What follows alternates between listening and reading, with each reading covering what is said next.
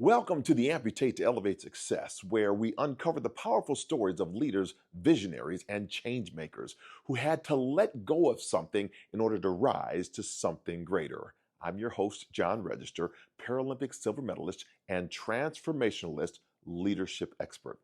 After losing my leg while training for the Olympic Games, I learned that we don't overcome adversity, we adapt and we innovate through it. And this podcast exists to equip leaders in high stakes transitions with the tools to navigate change through stronger communication, resilience, and renewal. Each week, we dive into the question: what did you have to amputate in order to elevate into your success? Amputate to Elevate is part of the Elevate Life executive series that I host on Beehive, where we help leaders rise above setbacks, reframe adversity, and elevate their lives through insight and intentional action. So before we jump in, take a moment to like, to follow, and to share this podcast with a leader or any leader who you think is ready to level up to the next level, because transformation is contagious when we share it. So let's get into today's episode and meet our guest.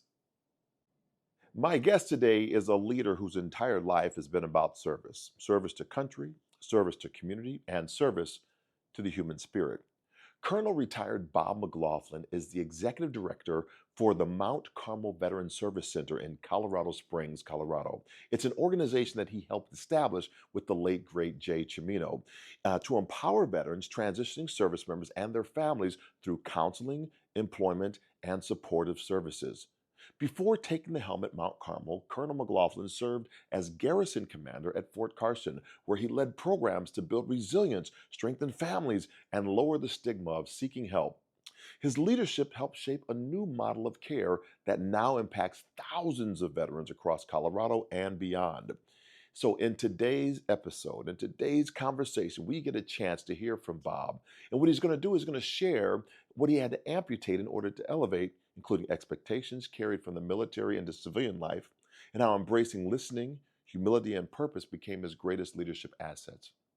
He's also going to unpack the 5 leadership steps passed down from his mentor, Jay Cimino: vision, challenge, communicate, align, and execute, and why those principles continue to drive success at Mount Carmel. This is a powerful episode about purpose, people, and the true meaning of leadership through service. So let's welcome to the Amputate to Elevate podcast, Colonel Bob McLaughlin. We'll get started right after this intro.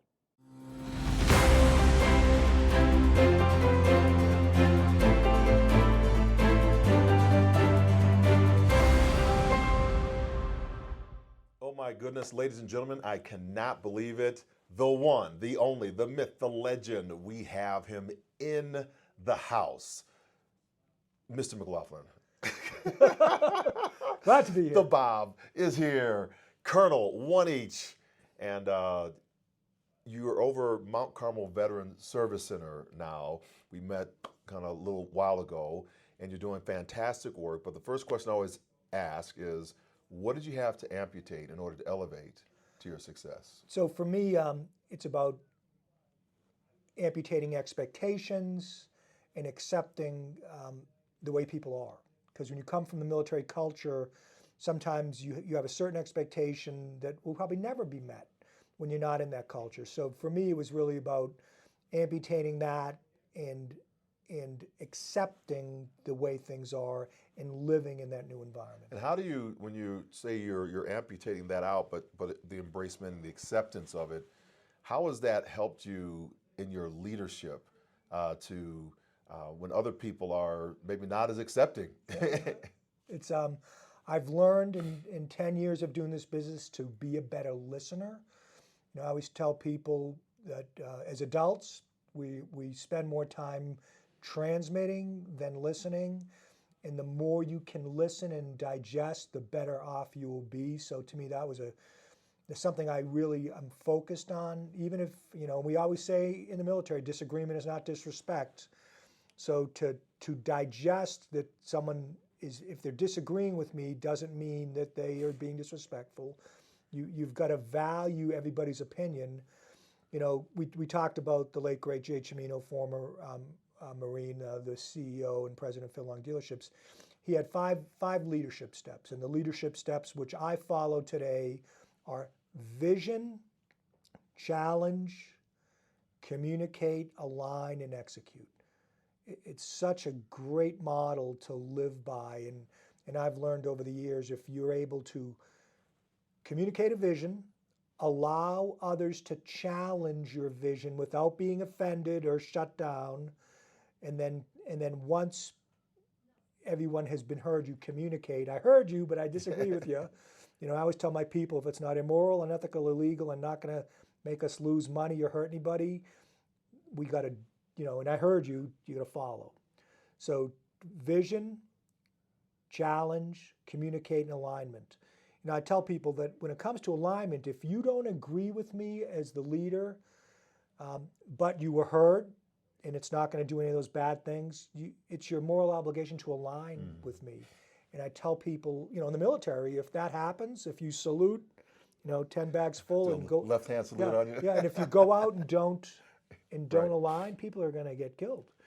And then, of course, execute. So those 5 steps, when you talk about what have I learned in doing this as a business after the military, is living those 5 things. You know, it's interesting. I was even on today, before recording this episode, I was executing this in a very similar with not a disagreement, but it was a misalignment with a company. And they wanted to use my name, likeness, and everything else in perpetuity forever without hints. I was like, no, that'll cost you. And I put like a 6-figure deal down. Should have brought Michael Jordan's mother in. Right.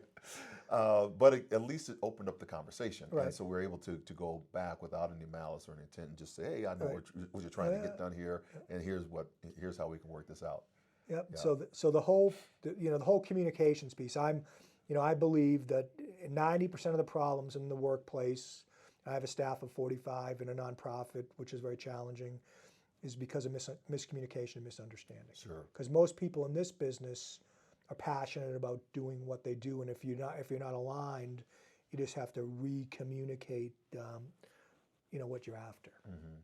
And so you're over Mount Carmel Veteran Service Center. Tell us a little bit about what this organization is and who you're trying to impact. So this is a 501c3 that I established with the late great Jay Cimino. We lost Jay in February of 24. A tremendous human who basically brought me in as a retired service member to run this organization. And his vision was to help military and veterans in transition and throughout their lives to excel and build strong community. So we do a variety of programs. I have a counseling center. We have a supportive services center. We partner with UC Health for a suicide prevention program called Next Chapter. I have an employment center that does transition and employment. So for me, we're filling the gaps where people need to get access to care quickly and be served by people who are passionate. And you're doing it very well. And this is something that you did when you're on active duty in the military. Can you talk about what you stood up right here on Fort Carson? So for me, I came to this community after fighting the surge in Iraq. I came off the battlefield and was able to serve as the garrison commander of Fort Carson.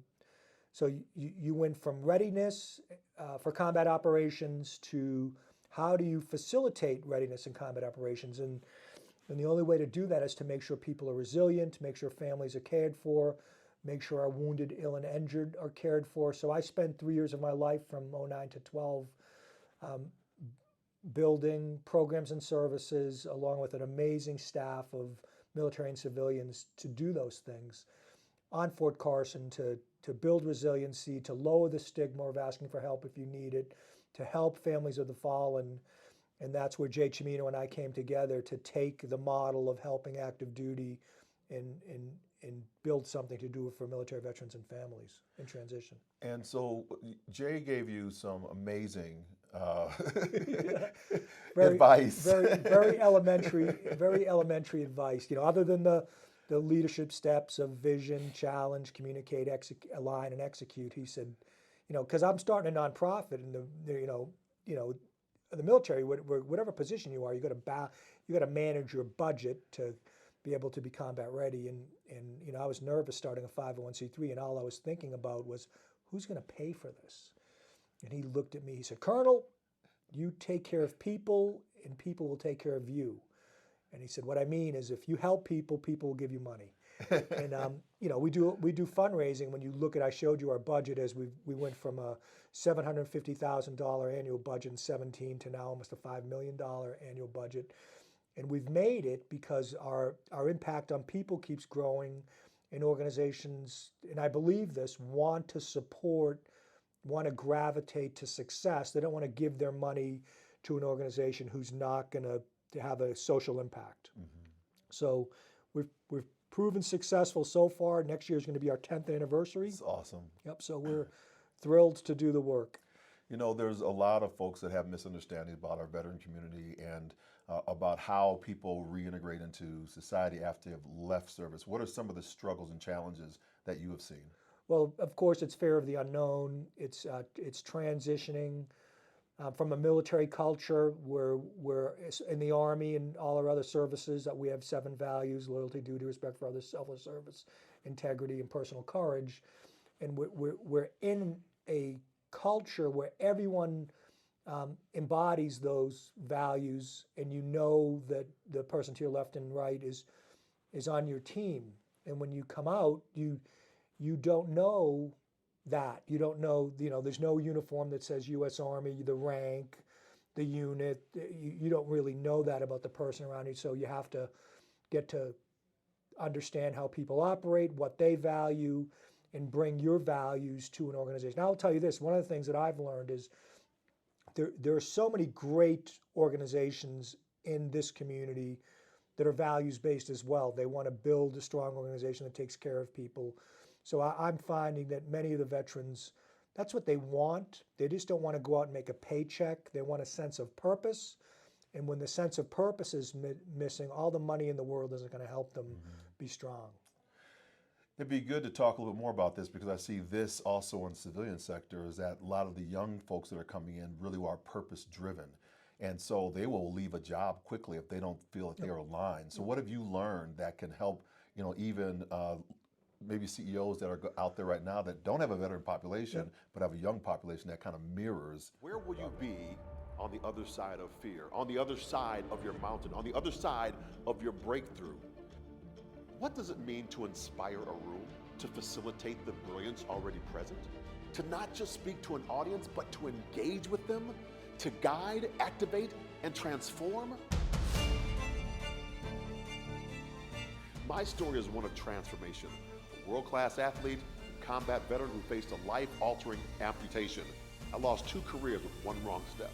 And what I discovered in that journey is this: truth outweighs fear. We commit to courageous lives.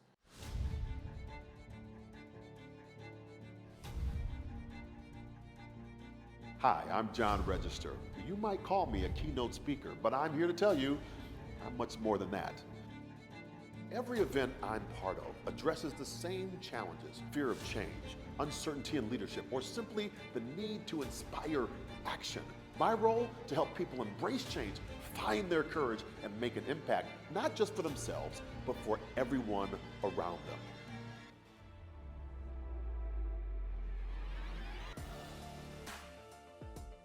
Whether it's delivering an impactful keynote, hosting a fireside chat, moderating a panel, or leading a strategic breakout session, I don't just deliver content, I create connections. The truth is, the brilliance is already in the room. My mission: to amplify it. To create moments where courage replaces hesitation, inspiration ignites change, and impact reverberates far beyond the event.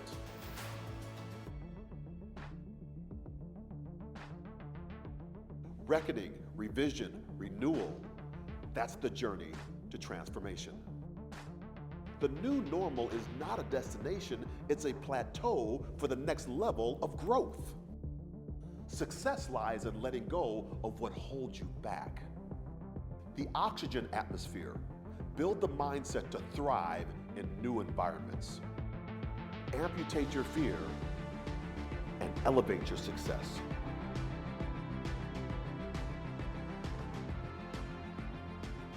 So in high stakes transition, whether you're going through a merger and acquisition or a company reorganization, You have to understand that all the things that are going to happen in this transition are going to be challenging.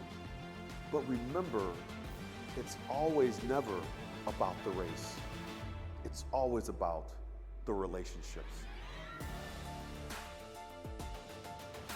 So whether you're looking to energize your next event, navigate high-stakes transitions, or create moments of courageous transformation, I'm here to help you make that happen.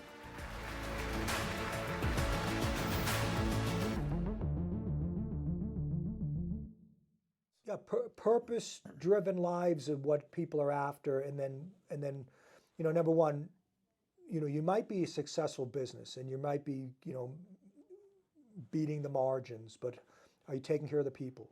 Do you have, in the veteran community, is there something in your organization that focuses on veterans, that honors veterans? And that's usually important in the military community, to give them purpose, to have something beyond your mission. Many of the defense contractors in this community have veteran organizations within their organizations that have them volunteer. We just had last week one of the organizations bring a lot of vets in here and help volunteer, spruce our place up a little. The nice blue background you see here 2 weeks ago was yellow.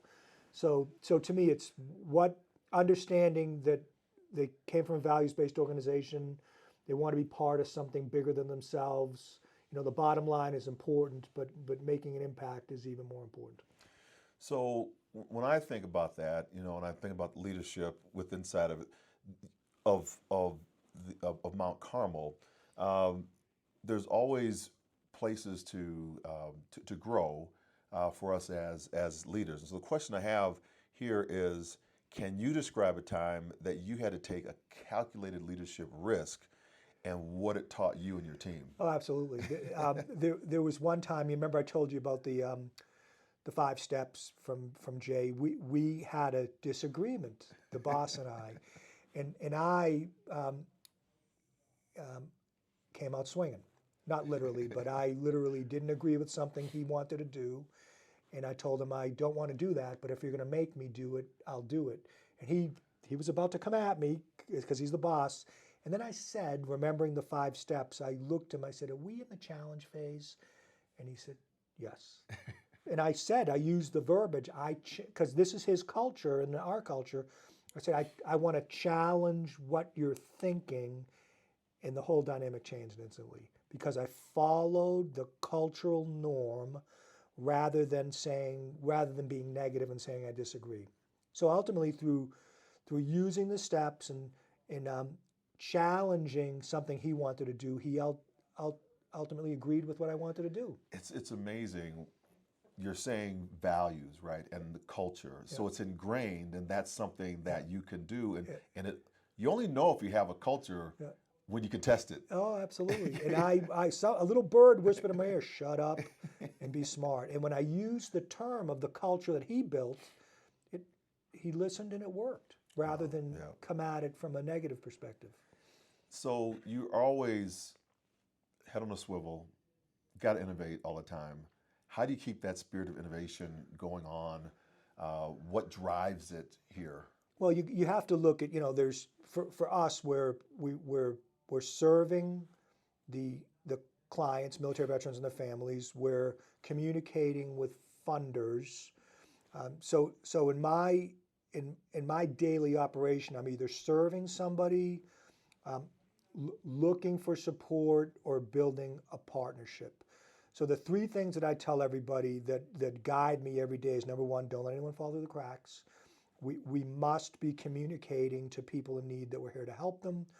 Number 2 is, everyone has a superpower.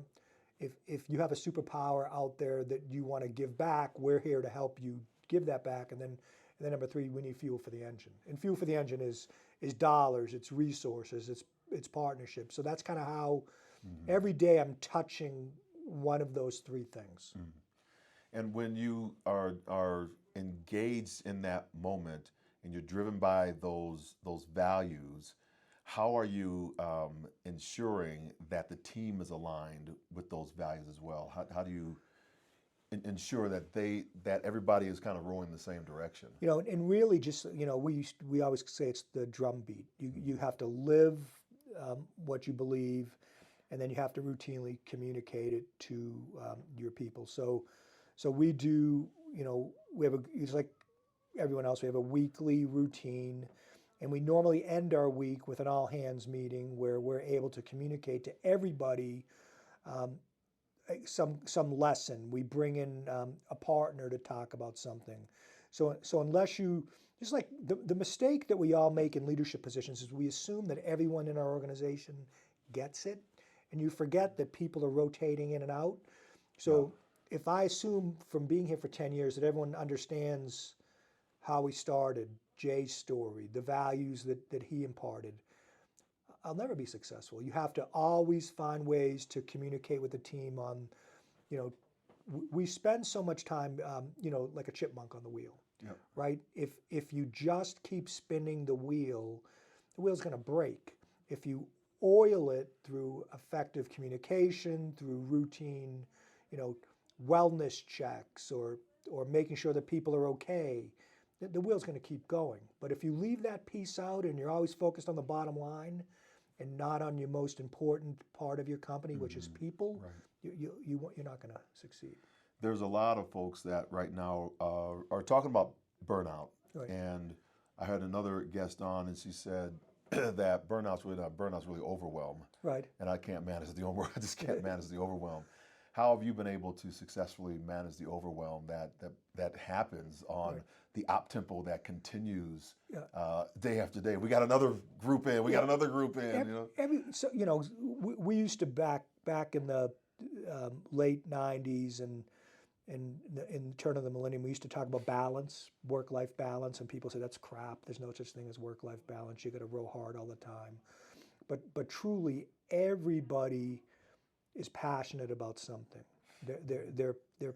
I always tell them, apply your passion, not just in the workplace, but if you love music, if you love sports, if you love art, then bring that passion to the workplace and make sure that you're living your passion every day. Don't just turn it on and off, because it's no way to live a 24-hour day where I got 8 hours on the job, I'm going to be this, and then I'm going to be out, I'm going to be this. Try to bring it to the workplace, because you're spending so much time with the people. Bring your passion and your talent and encourage people to do that. I think it's interesting. I have another friend who is Dan's his name, and he's a juggler, rides unicycles and all that stuff, and he says you're never on balance. You're off balance on purpose. Yeah, you got to stay within the guardrails. Even when we're walking, we're not on balance. We're fighting to stay upright and against gravity. It's for me, it's managing risk. It's trying to make sure that people feel comfortable, that they feel fulfilled, because all the success in a company is not going to be worth it unless the people in the company feel fulfilled being there, and that's usually important. And what do you do, and how do you shared a story earlier about kind of one of the success stories here. We'd love to share that story again, and how does that begin to elevate and fuel and breathe oxygen into the team? People in this building, right, nobody comes through those doors that are not looking for something, right? We're a service-based organization. So when you're servicing people, they're not at their best, mentally, emotionally, they're sometimes in a crisis. So everyone in this building, whether you're doing job placement, whether we're doing counseling, whether we're doing supportive services, whether we're helping entrepreneurs, you're trying to elevate somebody to the next level. And obviously that's sometimes challenging, because it's mentally draining, where you're giving of yourself every day to try to help somebody. So what we try to do is take a break when it's time to take a break, do some team building when it's time to do some team building, and know that people can't be 100% all the time. They got to turn it on and off and have breaks. I mean, I'm a dog-friendly building. I have a couple of rules. Don't do your business on the rug, and don't bark at people. And if people feel comfortable bringing their pets in here, we allow that because it makes them comfortable. So there's different things that we try to do to make people feel welcome here, and that's the staff and the clients. We're talking with Bob McLaughlin. He is the executive director over here at Mount Carmel Veterans Service Center in Colorado Springs, Colorado. A few more questions for you. a lot of times we don't understand, maybe civilian population, the difference between military and civilian. And you've lived in both worlds at a very high level. Right. And you talked a little bit earlier about culture of the military, and then how you build a culture that is similar to that's over in the civilian. But a lot of service members have difficulty leaving that one culture and then and then being engrafted into another culture. They seem to be odd out. How does Mount Carmel Veteran Services help them make that transition? Well, specifically in the transition and employment, you know, in our military, we're not very good by nature of bragging about ourselves, right? And we're brought up in a culture that's about the team. So when you're out there trying to get a job, it's not about the team; it's about you trying to get the job. So what we try to do is make sure that the military members understand you need to highlight yourself. You are good. It's not time to be humble. It's not time to be cocky either. It's time to sell yourself, because we've spent, whether you're in for 4 years, 5 years, 30 years, you're selling the team and trying to bring everyone together. But when you're transitioning out, you gotta take care of number one, and you've got to understand that's okay, because guess what? In the end, they're going to get something good. Right. You're selling a great product that's going to help whatever organization you go to. So for me, it's about breaking the culture of not being afraid to take care of number one and get out there and make an impact in the community, and then understanding that that you got to get to know the people that are around you. People don't always live by the same values that our military does. There's going to be good ones and there's going to be bad ones. And I like to think the majority are good. Most of the businesses in the defense industry are led by veterans, and they understand having a culture. You got to make your bottom line, but they're leading a culture that, you got to take care of people as you do that. Mm-hmm. What's a leadership trait in our market today and military civilian community that has to be a non-negotiable? Well, if you look at the 7 values of the military, I always say probably integrity and loyalty, right?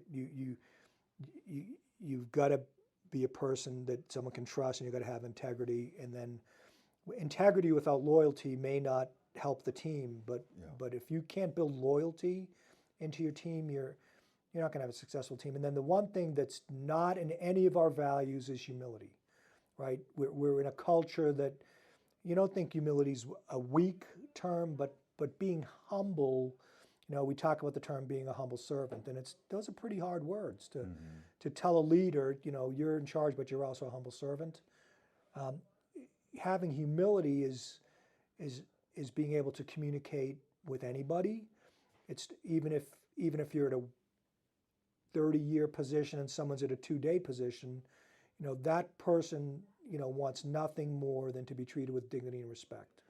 Yeah, we've had this conversation on humility before, and one of the things that I've been growing with on the humility side is it's not a subservient thing. Yeah. It's realizing that without my Creator, I can't do any of this. Absolutely. And so therefore, whatever success or failures that I've had, it's only on God for that, and I can always put that in its rightful place. And it's challenging when you're in a position to take care of people who are vulnerable.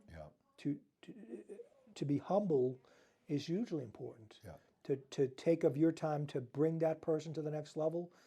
After 10 years, I've seen people come in here with nothing, be broken, be broke, be going through a life challenge associated with the military, and then bring them from a position of potentially, could do harm to themselves. 2 more questions for you.